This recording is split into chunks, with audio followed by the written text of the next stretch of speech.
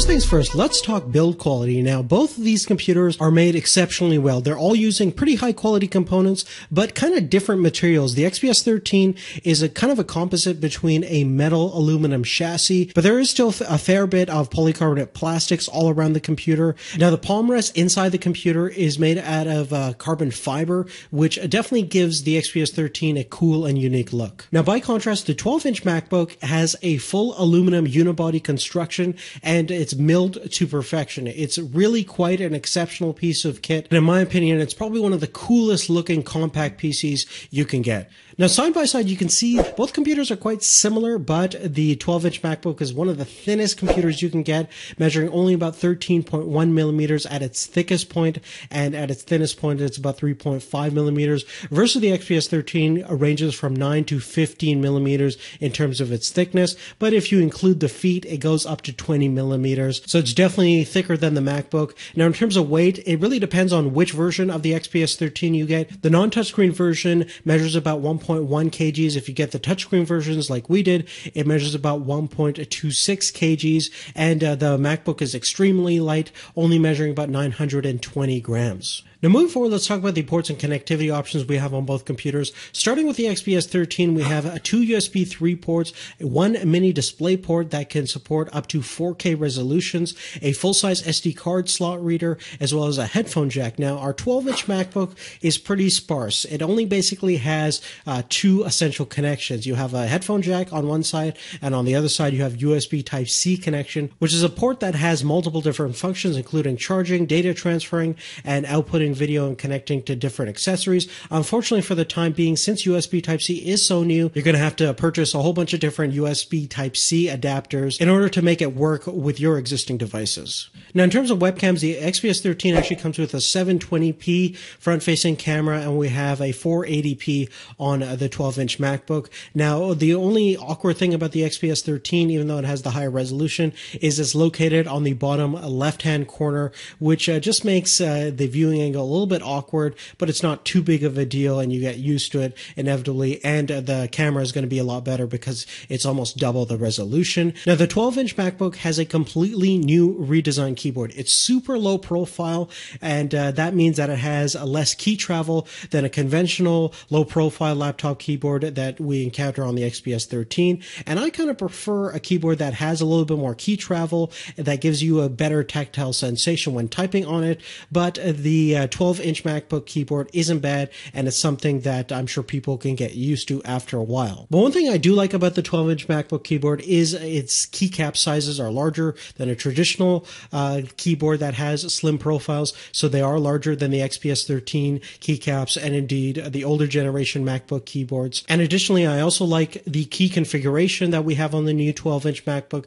It's something that I think is a little bit more ergonomic than the configuration on the XPS 13. Furthermore, both keyboards are fully LED backlit, which is definitely nice to see, something that I use constantly on a daily basis. And looking at the trackpads between these two, we have the new force detection trackpad on the 12-inch MacBook, which is a non-mechanical trackpad, and it uses the force touch technology to kind of gauge the actual force that you're sending to the trackpad. And with that, you can enable different things. Since it is pressure sensitive, you can enable the force click feature, which allows you to do a third click functionality on Mac OS X. The trackpad on the XPS 13 is quite good as well. It's fairly large, and in terms of feel, it's etched glass, so it's the exact same kind of technology that you encountered on the MacBook Air and the MacBook Pro from the previous generation that don't have the force touch trackpad. So definitely easy to use, and something that pretty much everyone can get accustomed to. Now, from my personal experience, I found that the MacBook trackpads are always a little bit more precise and a little bit less laggy than conventional trackpads that we have on Windows, but the XPS 13 does a fairly good job of minimizing any latency or lag, so you have a pretty responsive feel on the trackpad as well. Still not as good as what I experienced on the 12-inch MacBook, though. Now let's move on and finally talk about the displays on these two devices. Now the XPS 13 has a fantastic display. It's 13.3 inches in terms of size. It's actually a Quad HD display that is actually above the standard Quad HD resolution. So 3200 by 1800. They call it the Infinity display, and you could see why they call it that, because basically the borders are very thin, about 5.2 millimeters bezel size. So definitely looks really great. It looks like the screen is actually floating above the keyboard. Definitely has a cool futuristic look. Plus we have the touchscreen model over here, so you can interact with your operating system, either Windows 8 or Windows 10, using that capacitive touchscreen. A very intuitive and responsive display there, and that's great. You have multiple different options of control, something that the MacBooks don't have at this point. In terms of PPI, we're looking at 276 PPI. Now on the 12-inch MacBook side, it is using the Retina display, so we're looking at a resolution of 2304 by 1440, and that has a PPI count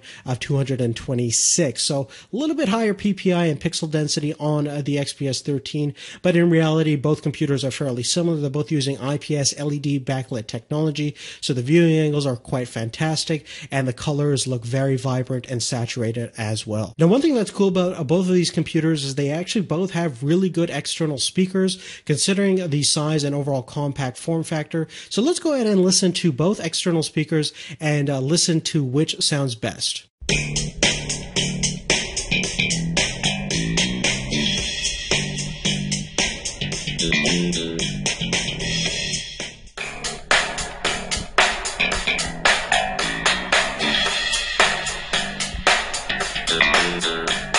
Now, continuing forward, let's talk about the internal performance on these two notebooks. Now, the XPS 13 actually has a pretty powerful internal CPU. It's using the new Broadwell 5th generation Intel Core i5 processor. We have the 5200U in this specific computer over here. You can also configure it for different CPU performance and frequencies, but this one is clocked at about 2.2 gigahertz, and it can turbo up to 2.7 gigahertz. It has 3 megabytes of level 3 cache, and in terms of RAM, we have 8 gigabytes of DDR3 that is non-removable, and graphics, we're using the Intel 5500 series of graphics. Now, on the 12-inch MacBook, we're using a completely different architecture, still an Intel processor, but an Intel Core M processor, clocked in quite a bit lower at 1.1 gigahertz, and it can turbo up to 2.4 gigahertz. It has 4 megabytes of level 3 cache. You can obviously upgrade this internal processor by a slight margin by giving Apple a couple of $100,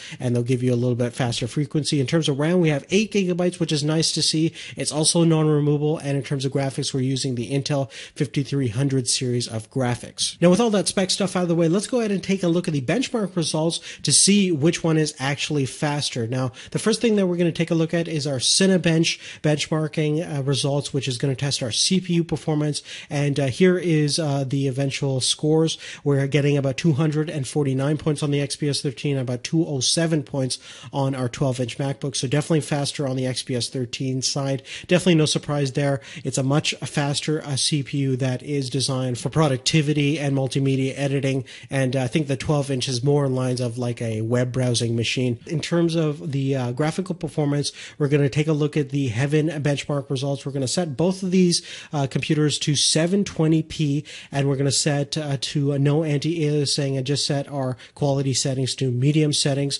And over here, we're getting about 20.5 average frames per second on the XPS 13 and about 14.6 average frames per second on the 12-inch MacBook. Now, I did game a little bit on the MacBook, and it was fine in playing games like Minecraft and Dota, so no problems in terms of gaming at moderate resolution on the 12-inch MacBook. You're just not going to be doing any kind of hardcore FPS or playing GTA 5 on it or anything like that. Now, moving on, let's talk about the storage configuration on both these two computers. They're both using flash memory, but let's go ahead and take a look at the actual speed difference between the two. We have 128 gigabyte models on both computers, and we're just going to transfer about 932 megabyte file from one area to the next, and we're just going to measure the time it takes to complete that transfer. And on the XPS 13, it took about 6.2 seconds and about 4.36 seconds on the MacBook, which gives us about 150.32 megabytes per second on the XPS 13. 13 versus over 213 megabytes per second on our 12-inch MacBook. So the SSD configuration on the MacBook is quite a bit faster than the system we have on the XPS 13 based on this test. Now, the last thing that we're going to talk about is the overall battery performance I got on both these two computers. Now, in terms of capacity, we have a 52 watt-hour battery on the XPS 13 and about 29 watt-hour battery on the 12-inch MacBook. Now, the manufacturers specify that if you get the full HD version of the XPS 13, you'll get around 15 hours of usage and about 11 hours on the model that we have, which is the Quad HD resolution screen. If you go with the MacBook, Apple says that you'll get around 9 hours of web browsing performance. And basically what I did to test out those facts is I used both computers in a very similar circumstance, 40% maximum brightness, basically did a little bit of web browsing in terms of just using my Google Docs, maybe watching a little bit of videos here. On average, I had about 4 to 8 tabs. I listened to a little bit of music and just did my typical day-to-day usage that I do on my laptop. And basically after several days of usage,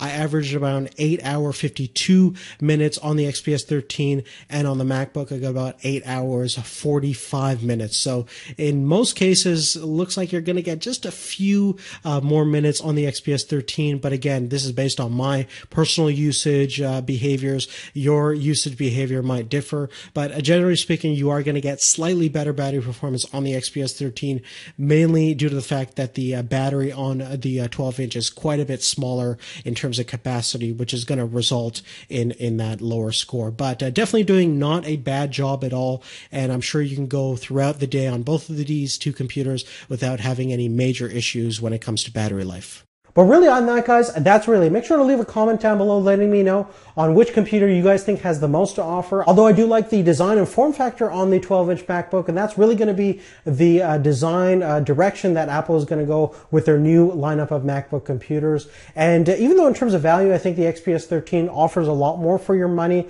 and certainly if you get the 1080p version, it's really quite a good deal. But the 12-inch is going to be great for a lot of people that want a really unique, compact laptop that's going to deliver an amazing display experience. It just doesn't have the touchscreen options and things like that that we have on the XPS 13. But really, in order to make the best decision, you have to use this video as a guide and then go out and use both computers yourself and see which one best fits your personal needs. Thank you so much for watching. Definitely check out our channel for more videos like this. And if you want any information about each product, we have Amazon affiliate links down below. And if you go through any of our links, we get a little bit of kickback. It doesn't cost you anything extra, but it makes videos like this possible. Thanks again for watching. See you later. Take care.